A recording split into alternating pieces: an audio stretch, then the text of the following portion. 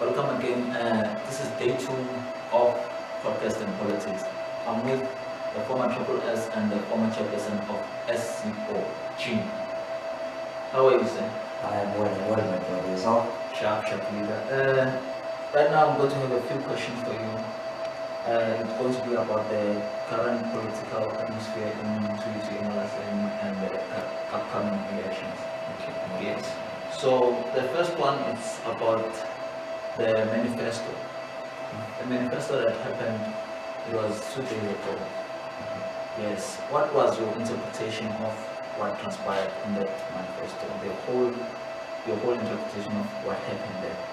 See, first things first, I think we need to look at what does the manifesto aims to achieve first.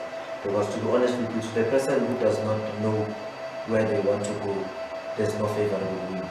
For starters, what I am going to say to is that overall the manifesto went well, but there's a structure, my own structure, student education, the structure that I remember was not given the platform to manifest because people like not know, maybe they were afraid of what they were going to say, because as soon as after Sasco spoke, the whole thing was collapsed. So it depends, but to other structures they might perceive it as a victory to them because students had them and others were not here. But overall, on Monday tomorrow, I'm also going to film my own manifesto. It's going to be broadcasted on the Facebook page and then everything will be sorted. So I just want to get your view on the fights that happened after the manifesto was delivered. What did you think about that? Because it seems like it's a culture that keeps on happening in TUT, or generally in TUT. It's a huge problem because it shows to society that as students we have violent traits within us. But if you can check, the people who instigated this fight are people who are currently the opposition. And when they stood there, they wanted to attack whoever that was still presenting because Sasco was almost done. I think they had a minute left of their speech. But when I checked with people on the ground, the agenda was to not allow Sasco to speak. But there was no need to be violent about it. There was another way. Because Sasco did not listen to the EFF's manifesto, did not listen to DASO, did not listen to PASMA, and SCO never spoke, so they did not even listen to the SCO. But when Sasco was speaking, the other structures could have done the same and just stepped aside and not listen to what Sasco had to say. Because it's not just for those who are on campus. There's people who are still who want to know what does all these other structures want to do for them in this upcoming election. And for the current structure that they disturbed their manifesto, I think it was important because they are the current leading structure. They are coming to make more promises, but we need to also check what have they achieved for us because they've been in power for this current term of SRC. So violence will not solve anything. Okay, so I'm going to come to your manifesto as the SCO. Yeah. So what is your manifesto as the SCO? You see, what are you promising students? I think at this point, what's going to happen was I'm still going to record my manifesto properly tomorrow. But first things first is to just speak to the conscience of students. I think it's Martin Luther King Jr. who has said, cowards ask the question, is it safe? Experience asks the question, is it political? Pride asks the question, is it popular? But conscience asks the question, is it right? So my whole manifesto is going to be structured according to that code because sometimes you need to take a decision not because it's safe, not because it's political, not because it's popular, but you just need to take it because it is right. Okay, yeah, you can express your views the way you want because this interviews are going to come out after the manifesto. Yeah, after the manifesto, so you don't have to worry about anything. So to just give you a few pointers of what our manifesto is going to speak about. Number one, we have our own vision as an organization. We want to achieve what we call a strike-free campus in TUT. What we mean by strike-free is that we have first noticed the disadvantages of strikes. That's number one. And then we've also noted the advantages to students because it buys them time and whatnot. But we have looked at does the cost outweigh the benefit? Because number one, every year we face same problems with academic exclusion and strikes contribute to it. Because we waste most of our time striking at the gate. For starters, last year we striked for 3 full weeks. When we came back, there was no recovery plan from the institution. As a result, we found students writing from Monday to Friday. with no breaks in between. And that leads to majority of our students failing. And in the upcoming year, we're going to have what we call academic exclusion, which then leads to financial exclusion. So to avoid those problems, we need to address them now so that the following year we avoid striking. And how are we planning on avoiding that? We have candidates who are most experienced. Amongst the 9 candidates of ours, they are all former leaders, all former RCs, others are former mentors, others are still leading in their departments, they are leading, so they have an experience of leadership. And so, which then means they are going to, we are bringing people who are intellect, who are going to be able to sit on the table with management and table these issues and ensure that they do not resort to the gate at the first glance of a problem. So that's one of the things we want to do, is to achieve or pursue what we call a strike-free campus. Number 2, to just enlighten our students, is to ensure that the departments within our institution, they know their role. For starters, we have what we call TUT Enterprise Holdings, TUTE, which it's meant to be a third income stream in the institution. But in the process of that, they should ensure that they are not putting students in financial implications in that process. For starters, residencies are priced at 51,000, and that's only happening in TUT and and there are no services in those residencies. So ours is not to question any structure in the institution, but is to ensure that services are brought to students and students are charged what is right. Because an injustice to a student is an injustice to all of us. Okay. But now, since you were speaking about tutors responsible for the residences in Malasen, I want to get to the point of residences. In Malasen, we have how many residences? Currently, we have 5. It's Bongane, which is TUT owned. We have Kale 2, Makoti, Yeye, and Kobe Hills. All of these 4 are under TUT Enterprise because they are the ones that deal with accreditation. Okay, then the other one is, which other one is not under TUT? It's only one resident, it's Magale resident. It's Mobile, it's not under. It's not under TUT, it's a TUT owned. It's under ARLC, Accommodation, Residence, and Life and Catering. Okay, so I'm sure that maybe you've been in TUT for quite some time, right? So, which classes have you resided in? I've only resided in Mobile. Okay, so how has been your experience in Mobile? Can you tell us about the culture in Mobile? To be honest with you, I think all residents should implement the culture that we have here.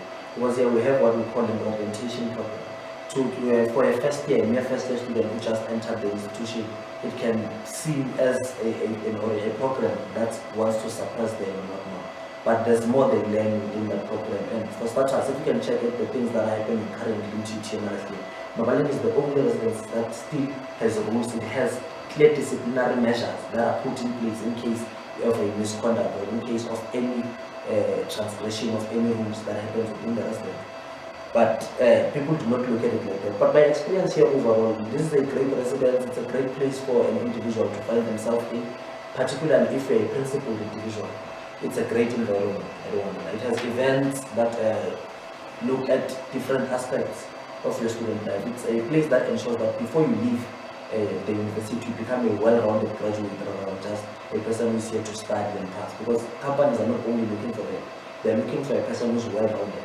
So this rest contributes to them, which is why it has its events that contribute, and they call people to come give you financial advices. We do teamwork activities. There's events, outdoor events, where you are going to associate yourself with other students and learn people, because our motto as a university is we preach strength in diversity.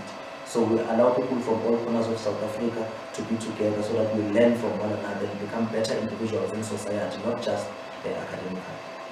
Okay, so I want to come to the issue of rules and discipline. You know, a month ago we lost a student because of fights and people not being disciplined. So I want to know what could be done to improve those kind of things, maybe in those other races. These incidents are happening. Number one, we first need to look at how these incidents happen. For starters, I believe the problem is that there's not enough security in the building that this situation happened in. Because we can't have 2 securities in a building that accommodates plus minus 1,000 students, because it's more than 1,000 in Kobe. We only have 2 securities, both placed at the gate. There's no one who patrols to just check on if there's peace within the residence and there's no violence that is happening there. That's number one. Number two, they need to ensure that they put certain rules in place. For starters, here in Mabaleng, we have 4 structures that deal with discipline. The first structure is internally within the residence. The rest manager can take from a minimum of 0 to 10 points. The last structure, which can lead to expulsion. And our cases are not just in the residence. You break the rules here, we charge you on campus. Because the things you do in the residence, this is a property of the institution. We're in the premises of the institution. So the institution holds you liable for whatever that you do in these premises. So in Korea, they need to also implement some of these rules, and they need to ensure that students are aware of these rules that are in place to ensure that there's peace within the residence. And then with such cases, they need to ensure that they are urgent matters, because murder is murder. We need to be honest about it. We not need to beat around the bush. If a student died and no one is held accountable, what stops another one from killing another one? Because they know nothing will happen to them. Yes, because I think it was about 2 weeks ago, another student was stabbed 6 times.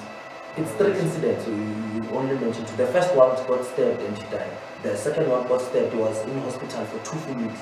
This one who got stabbed, he was the 3rd person. Okay. So it shows that it's repeating itself. It's because there's no measures in place to hold the ones who break these rules accountable. The institution needs to act, and it must act now. Okay, so who do you think must be held accountable? What are in management then? For Not starters, specifically people, but which department needs to be held accountable? because we are dealing with an accredited rest, which means it's under 210. 210 needs to be held liable. So I'm going to point everything to 210, because the rest advisor there is hired by 210, and what happens in Congo Hill is governed by 210. Everything that you want to fight issues of Wi-Fi, you go to 210. Everything that must happen there, we need to hold 210 liable.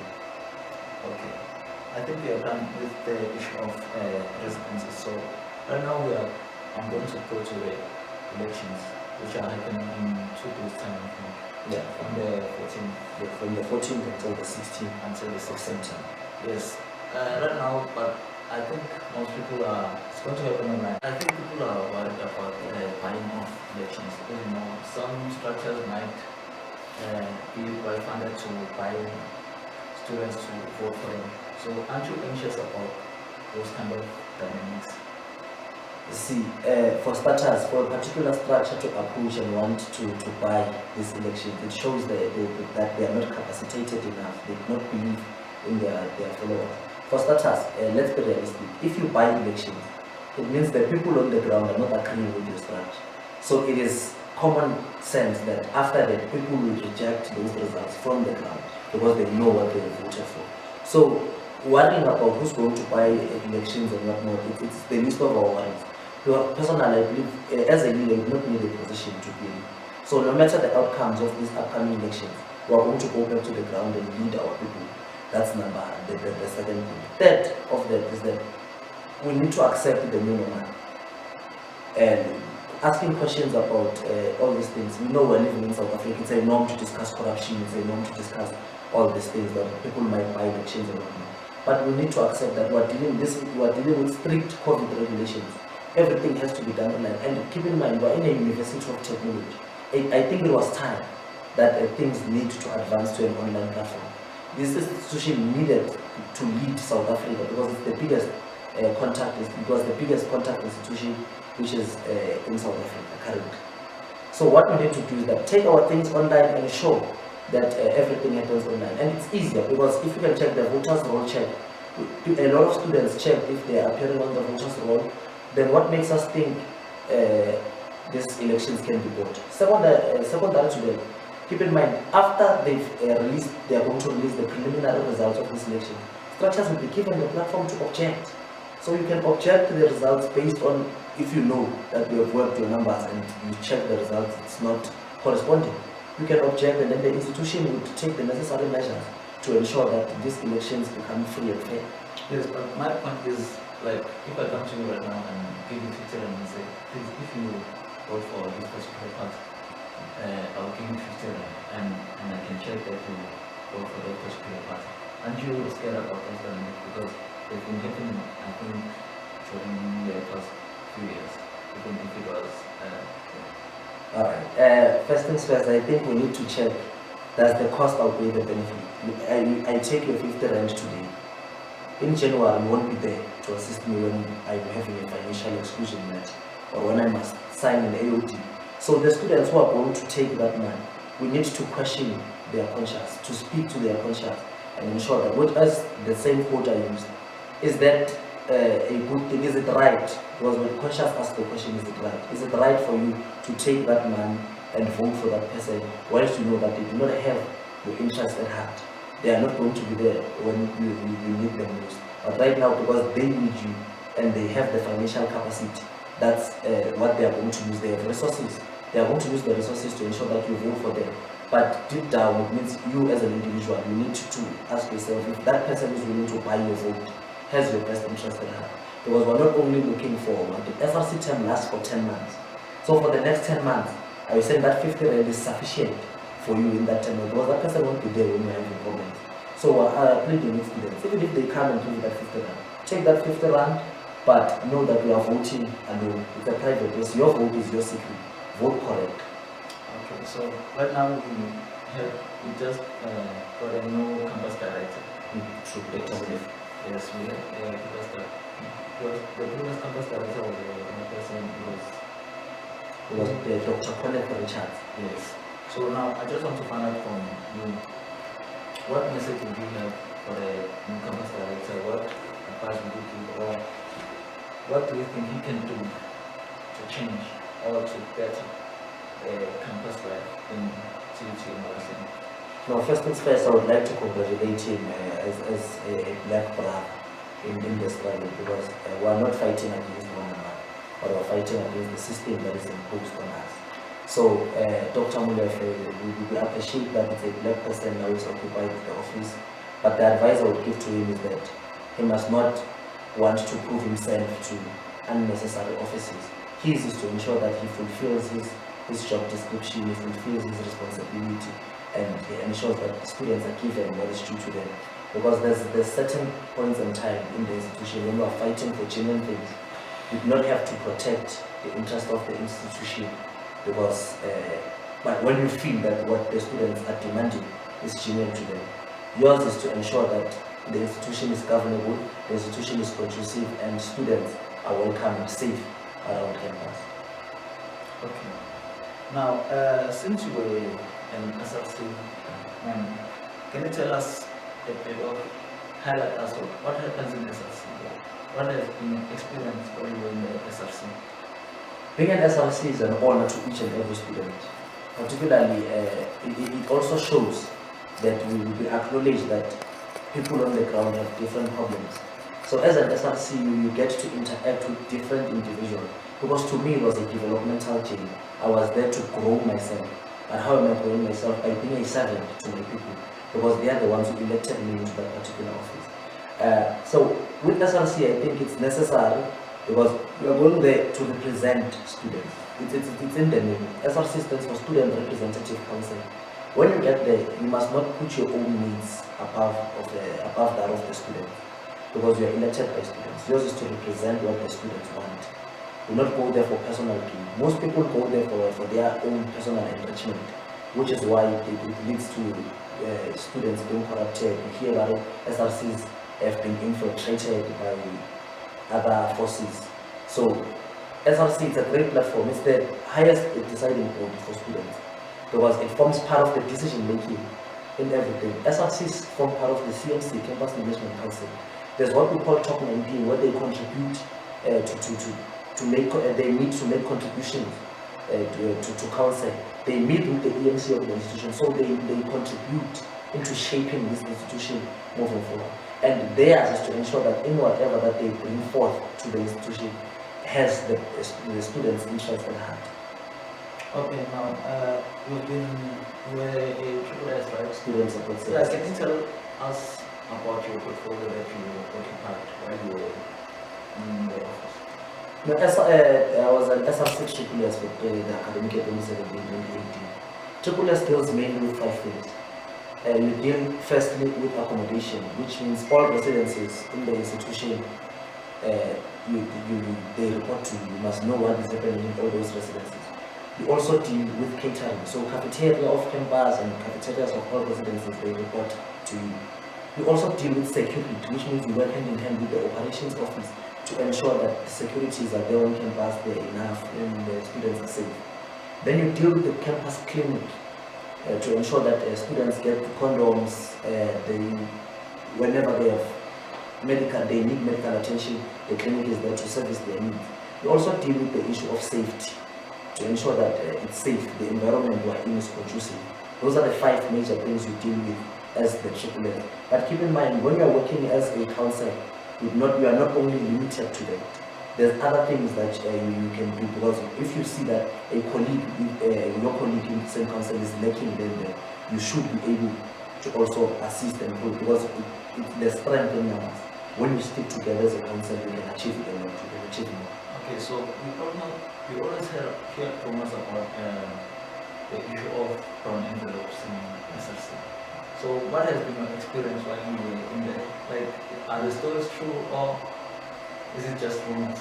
To be honest with you, I would say the story is true, but I have not experienced it first hand. But I'm saying it's true because you have meetings with your council where you agree that in this particular issue, this is the only amicable solution for a student. But when you get to that meeting, you find now there's one that has a different view and is fighting. He no longer wants to hear reason. Then it brings the thought to an individual, but why not there's a third hand here? There's something that we are not aware of. Because you find a person now pushing an agenda that serves a minority, no longer pushing an agenda that it serves students. So they've neglected the purpose of why they were elected SRCs, but they are pushing an agenda of a particular service provider that would benefit or a particular service provider. We also, in my term of office, to just be friends with a lot of people. I was also accused of these things because we were the pioneers of the Kaile to must fall protest. What the ones who brought Kaile to in the picture. What the ones who said we have found the New Jerusalem, which was Kaile Corridor Hill by them. But if you can check out the facts, we were not paid by anyone in Corridor Hills. If maybe I was handled by people of Corridor, why am I not residing in Corridor Hill up to today? Why don't you see me with the management of Corridor Hill? Why don't you see me meeting with the owners of Corridor Hill? It's because we had students interested in heart. We understood that students were suffering in Kaile too, and then we had to take them there. But right now, we also acknowledge that Kaile is also a residence.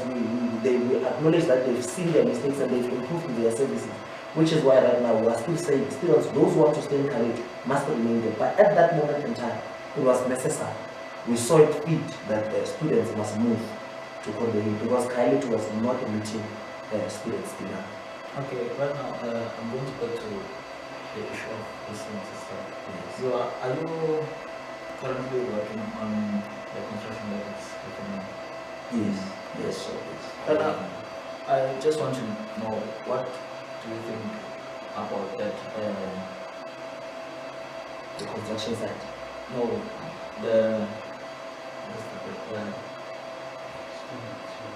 what do you think about the development that is happening on campus? I think, to be honest with you, it's a victory to all students. Because we've been fighting the issue of accommodation. We've been held ransom by service providers of all these buildings. I think it was time that the institution built its own residence where they know that they are guaranteed 500, 600, 700 or 800 spaces to accommodate their own students that arrive year in, year out in this institution. So number one, that residence is going to limit, or it's going to lessen our problem as a student. Because right now we're facing a problem of tutor that is pricing 50,000 per bed in Corridor, 50,000 per bed in Kaile. And that's an issue. When you go to the institution, they say it's an issue tutor. When you go and raise it to tutor, it's like you are raising it to deaf ears. No one is willing to listen to whatever that we are saying. But with that residence, we know that we're dealing with the institution directly. Okay, so right now, don't you think it's a contradiction for you to work there while you were a former SRC? And also, employment is employment. It's not like I got there illegally or I submitted my CV like all students were supposed to do, because I'm not the only student who's working there. I'm not the only former leader who's working there. We have the chairperson of SARS who is working on site. We have former members of SARS who are working on site. We have members of the AFF student command who are working on site. So it's not a biased type of a movement to say because I fought for the rest, I entered legal development. I applied through the relevant channel, I followed through the relevant procedure, and I got hired. Okay, I think on the one, I think you are actually done with the interview, but I just want to ask you this last question. Why did you join the SCO? To be honest with you, it's because the Student Christian Organization is an organization that is multicultural, Christocentric, and socio-political. It's an organization that covers me as an individual, because from where I come from, I come from a Christian background. So to me, it was an experience where I can be a Christian and also bring about social change on campus. And it's a structure that welcomed me with open hands when I arrived in the institution. Most of my problems when I arrived as a first year were championed by the Student Christian Organization. So I felt that it's necessary for me to join this organization, and I'm honored. I feel I'm going to acknowledge the former leaders for recruiting me, and I'm honored to serve and lead other students, because what they've done to me, I think it's necessary that I do it for other students who are still coming into the institution. Okay, I think we are done with the interview. Thank you very much for No problem. One last thing, students must not forget. SO to the front, SO back to the front, SO. Let's vote for SO this upcoming elections. Thank you. Thank you.